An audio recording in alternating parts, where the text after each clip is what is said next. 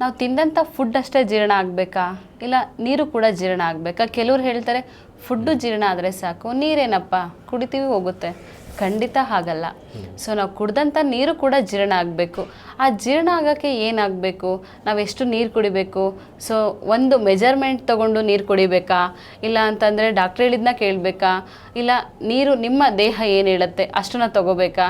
So multiple question ಇದೆ. ಆ ಕ್ವಶನಿಗೆ answer ಹೇಳ್ಬೋದು. ಯಾವ ಥರ? ನಿಮಗೆ ಫಸ್ಟು ಗೈಡೆನ್ಸ್ ಕೊಡೋದು ನಿಮ್ಮ ದೇಹ ಕೇಳುತ್ತೆ. ನಿಮಗೆ ಬಾಯಾರಿಕೆ ಆದರೆ ನೀರು ಬೇಕು ಅಂತ ಹೇಳಿದ್ರೆ ನಿಮ್ಮ ದೇಹ ಕೇಳುತ್ತೆ.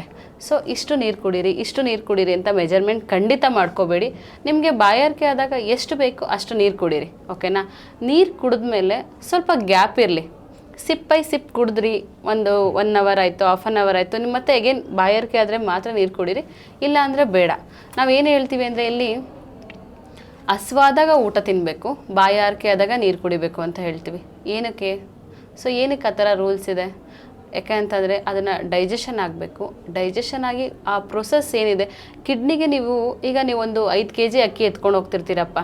ಸೊ 5 kg ಎತ್ಕೊಂಡು ಆರಾಮಾಗಿ ನಡ್ಕೊಂಡು ಹೋಗ್ತಿರ್ತೀರ. ನೀವು ಅದ್ರ ಮೇಲೆ ನಾನು ತಂದು ಮತ್ತೆ 10 kg ಹಾಕಿದ್ರೆ ಏನಾಗುತ್ತೆ, ನಿಮಗೆ ಬರ್ಡನ್ ಆಗುತ್ತೆ. ಹಾಗೆ ನಿಮ್ಮ ಕಿಡ್ನಿನೂ ಕೂಡ ಈಗ ಅದು ಒಂದು ಫ್ಲೋನಲ್ಲಿ ಅದಕ್ಕೆ ಬೇಕಾದಷ್ಟು ನೀರು ಕುಡಿದಾಗ ಅದು ನೀಟಾಗೆ ಪ್ರೊಸೆಸ್ ಮಾಡಿ ಕಳಿಸುತ್ತೆ. ಸೊ ಬರ್ಡನ್ ಆಯಿತು ಅಂತಂದರೆ ಆ ಕೆಲಸ ಸ್ಲೋ ಆಗುತ್ತೆ. ಆ ನೀರೆಲ್ಲ ಏನಾಗುತ್ತೆ, ವಾಟರ್ ಎಲ್ಲ ಬೇರೆ ಕಡೆ ಅಕ್ಯುಮೆಂಟ್ ಆಯ್ತಾ ಬರುತ್ತೆ. ಆದರೂ ಫಸ್ಟು ಹಂತ ಎಲ್ಲಿ ರೀಚ್ ಆಗುತ್ತೆ ಅಂತ ಕಾಲುಗಳಲ್ಲಿ ನೀರು ತುಂಬೋದು. ಸುಮಾರು ಜನ ಹೇಳ್ತಾರೆ, ಮ್ಯಾಮ್ ನನಗೇನೂ ಪ್ರಾಬ್ಲಮ್ ಇಲ್ಲ, ನಾನು ತುಂಬ ಚೆನ್ನಾಗಿದ್ದೀನಿ, ನನಗೆ ಕಾಲು ಊತ ಇದೆ ಅಂತ ಹೇಳ್ಬಿಟ್ಟು. ಎಸ್ಪೆಷಲಿ ಆ್ಯಂಕಲ್ ಪೂರ್ತಿ ನೀವು ನೋಡಬೇಕು, ಬೋಂಡ ಉದ್ದಂಗೆ ಉದಿರುತ್ತೆ. ಸೊ ಅದು ಊತ ಕಡಿಮೆ ಆಗಬೇಕು ಅಂದರೆ ಏನು ಮಾಡಬೇಕು ಅಂತ ಹೇಳಿದ್ರೆ, ನಮ್ಮ ಎರಡು ನೋಡಿ ಮಿಡಲ್ ಫಿಂಗರು ಫಸ್ಟ್ನೇ ಜಾಯಿಂಟಲ್ಲಿ ಡಾರ್ಕ್ ಬ್ಲೂ 2 ಅಂತ ನ್ಯೂಮರಾಲಜಿಲಿ ಈ ಫಿಂಗರಲ್ಲಿ ಡಾರ್ಕ್ ಬ್ಲೂ 2 ಅಂತ ಅಪ್ಲೈ ಮಾಡಬೇಕು. ಅದನ್ನು 2ನ ಬರಿತಾ ಹೋಗಬೇಕು. 1 ವಾರ 2 ವಾರ ನೀವು ಬರಿತಾ ಹೋದರೆ ಅಲ್ಲಿ ಏನು ಬೇಡದಿರೋಂಥ ನೀರು ಸ್ಟೋರ್ ಆಗಿರುತ್ತೆ, ಅದಕ್ಕೆ ಕಡಿಮೆ ಆಗೋಕ್ಕೆ ಸಪೋರ್ಟ್ ಮಾಡ್ತಾ ಹೋಗುತ್ತೆ. ಅದ್ರ ಜೊತೆಗೆ ನೀವು ಏನು ಮಾಡಬೇಕು ಅಂದರೆ ಆಕ್ಯುಪ್ರೆಷರ್ ಪಾಯಿಂಟ್ K3 ಅಂತ ನೀವು ಗೂಗಲ್ ಮಾಡಿದ್ರೆ ಸಿಗುತ್ತೆ. ಆ ಪಾಯಿಂಟ್ನ ವಾರದಲ್ಲಿ 2 ಸಲ 2 ಕಾಲಲ್ಲೂ 20 ಟೈಮ್ಸ್ನ ಪ್ರೆಸ್ ಮಾಡ್ತಾ ಬನ್ನಿ. ಇದು ಕೂಡ ನಿಮ್ಮ ಜೀರ್ಣಕ್ರಿಯೆನ ಇನ್ಕ್ರೀಸ್ ಮಾಡ್ತಾ ಹೋಗುತ್ತೆ. ನೀವು ಏನೇ ಒಂದನ್ನ ಫಾಲೋ ಮಾಡ್ತೀರಾ ಅಂತಂದರೆ ವಿತ್ ಗೈಡೆನ್ಸ್. ಸೊ ಅಲ್ಲಿ ನಿಮಗೆ ಒಂದು ಸರ್ಚ್ ಮಾಡಿದ್ರೆ, ಆಕ್ಯುಪ್ರೆಷರ್ ಪಾಯಿಂಟ್ ಸರ್ಚ್ ಮಾಡಿದ್ರಿ ಅಂದರೆ ಅದ್ರ ಬೆನಿಫಿಟ್ ಆಗಿರ್ಬೋದು, ಅದರಿಂದ ಆಗೋವಂಥ ಅನಾಹುತ ಆಗಿರ್ಬೋದು, ಎರಡೂ ಕೂಡ ಅಲ್ಲೇ ಇರುತ್ತೆ. ಸೊ ನಿಮಗೆ ಬೇಕಾದಂಥ ಟೈಮಲ್ಲಿ ಮಾತ್ರ ಅದನ್ನು ಮಾಡಿ. ಮತ್ತು ಯಾವುದೇ ಆಕ್ಯುಪ್ರೆಷರ್ ಪಾಯಿಂಟ್ನ ನೀವು ಡೈಲಿ ಮಾಡೋ ನೆಸೆಸಿಟಿ ಇರಲ್ಲ. ವಾರದಲ್ಲಿ 1 ದಿನ ಅಥವಾ 2 ದಿನ ಮಾಡ್ಬೋದು. ಎಲ್ಲರೂ ಅನ್ಕೊಂಡಿದ್ರು ಊಟ ಡೈಜೆಷನ್ ಆಗುತ್ತೆ ಅಂದ್ರೆ ಜೀರ್ಣಕ್ರಿಯೆ ಚೆನ್ನಾಗಿದೆ, ಅರಗುತ್ತೆ. ಬಟ್ ನೀರು ಕೂಡ ಅರಗಬೇಕು, ನೀರು ಕೂಡ ಜೀರ್ಣಕ್ರಿಯೆ ಆಗಬೇಕು ಅನ್ನೋದಕ್ಕೆ ಒಂದು ಹೊಸ ವಿಷಯ ನೀವು ಹೇಳಿದ್ರಿ. ಅದಕ್ಕಾಗಿನೇ ಕಾಲು ಓದ್ಕೊಳ್ಳುತ್ತಾ ಅದು? ಖಂಡಿತ ಹೌದು ಸರ್.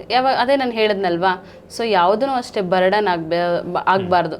ನಮ್ಗೆ ಅಗತ್ಯಕ್ಕಿಂತ ಜಾಸ್ತಿ ಯಾವುದಾದ್ರೂ ಅಷ್ಟೇ. ಈಗ ನಾವು ಮುಂಚೆಯಿಂದ ಕೇಳಿದ್ದೀವಿ, ಅಮೃತ ಎಕ್ಸ್ಟ್ರಾ ಆದ್ರೂ ಕೂಡ ನಾವು ಅದನ್ನು ತಗೊಳಕ್ಕಾಗಲ್ಲ.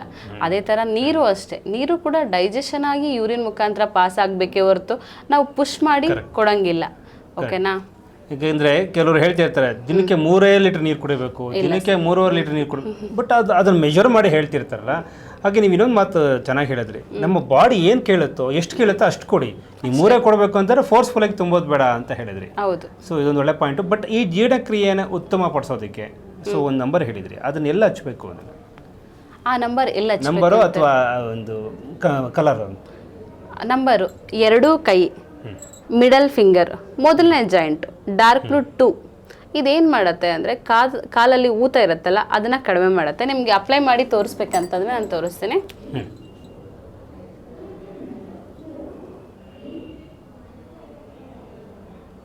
ಟು ನೋಡಿ, ನನ್ನ 2 ಕೈ, ಮಿಡಲ್ ಫಿಂಗರು, ಮೊದಲನೇ ಜಾಯಿಂಟ್ 2 ಅಂತ ಬರ್ತೀನಿ. ಇದೇನು ಮಾಡುತ್ತೆ ಅಂದರೆ ಅಲ್ಲಿ ಏನು ಎಕ್ಸ್ಟ್ರಾ ನೀರಿರುತ್ತಲ್ಲ ಅದನ್ನು ಕಡಿಮೆ ಮಾಡೋಕ್ಕೆ ಸಪೋರ್ಟ್ ಮಾಡುತ್ತೆ ಸರ್. ಎಸ್, ಈ ಥರದ್ದು ಅನೇಕ ಸಮಸ್ಯೆಗಳಿಗೆ ಅನೇಕ ಕಲರ್ ನ್ಯೂಮರಾಲಜಿನಲ್ಲಿ ಸೊ ನಿಮಗೆ ಚಿಕಿತ್ಸೆ ಸಿಗುತ್ತೆ ಈ ಬಣ್ಣಗಳ ಸಂಖ್ಯಾಶಾಸ್ತ್ರದಲ್ಲಿ.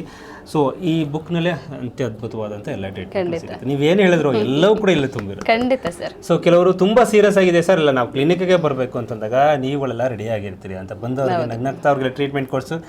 ಫಸ್ಟು ನೀವು ಅದನ್ನು ಅವ್ರ ಮಾತಾಡ್ಸೋ ರೀತಿನೆಲ್ಲ ಅವ್ರು ಅರ್ಧ ಕಾಲ ವಾಸಿ ಮಾಡ್ಕೊಂಡ್ಬಿಟ್ಟಿರ್ತಾರೆ. ಸೊ ಹಾಗಾಗಿ ನಿಮ್ಮೆಲ್ಲರೂ ಕೂಡ ಒಂದು ನಾವು ಥ್ಯಾಂಕ್ಸ್ ಅಂತ ಹೇಳ್ತೀನಿ. ಹಾಗೆ ಬಣ್ಣಗಳ ಸಂಖ್ಯಾಶಾಸ್ತ್ರ ಪುಸ್ತಕಗಳನ್ನ ತೆಗೆದುಕೊಂಡಿಲ್ಲ ಅನ್ನೋದು ನಾವೇನೇ ಮಾಡಿದ್ರು ಕೂಡ ಒಬ್ರು ನಮ್ಮನ್ನ ರೆಕಗ್ನೈಸ್ ಮಾಡ್ತಿದ್ದಾರೆ, ಅದರಿಂದ ಹೀಲ್ ಆಗ್ತಿದ್ದಾರೆ ಅಂದರೆ ತುಂಬ ಖುಷಿ ಆಗುತ್ತೆ. ಒಂದು ಸಿಂಪಲ್ ಕಲರಿಂದ ಒಂದು ಕಲರ್ ಅಪ್ಲೈ ಮಾಡೋದ್ರಿಂದ ಆ ಪ್ರಾಬ್ಲಮಿಂದ ಹೊರಗಡೆ ಬರ್ತೀರಾ ಅಂತಂದರೆ ಯಾಕೆ ಆಗಬಾರ್ದು?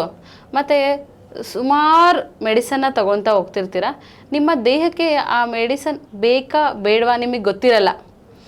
ಡಾಕ್ಟ್ರು ಕೊಟ್ಟಿದ್ದಾರೆ ತೊಗೊತಿದ್ದೀರಾ, ಬಟ್ ಆ ಮೂಮೆಂಟಿಗೆ ಬೇಕು. ಖಂಡಿತ ನಾವು ಮೆಡಿಸನ್ ಬೇಡ ಅಂತ ಹೇಳಲ್ಲ, ಬಟ್ ಮೆಡಿಸನಿಗಿಂತ ಮುಂಚೆ ಒಂದು ಕಲರ್ ಅಪ್ಲೈ ಮಾಡ್ಕೊಳ್ಳಿ. ಯಾಕಂದರೆ ನಿಮಗೆ ಯಾವುದನ್ನು ನಾವು ಹೊಟ್ಟೆಗೆ ಕೊಡಲ್ಲ ಅನ್ನೋದ್ರಿಂದ ಕಲರ್ನ ಅಪ್ಲೈ ಮಾಡೋದ್ರಿಂದ ನಿಮಗೆ ಏನೂ ಸೈಡ್ ಎಫೆಕ್ಟ್ ಆಗಲ್ಲ. ಇದು ರೈಟ್ ನ್ಯೂಸ್.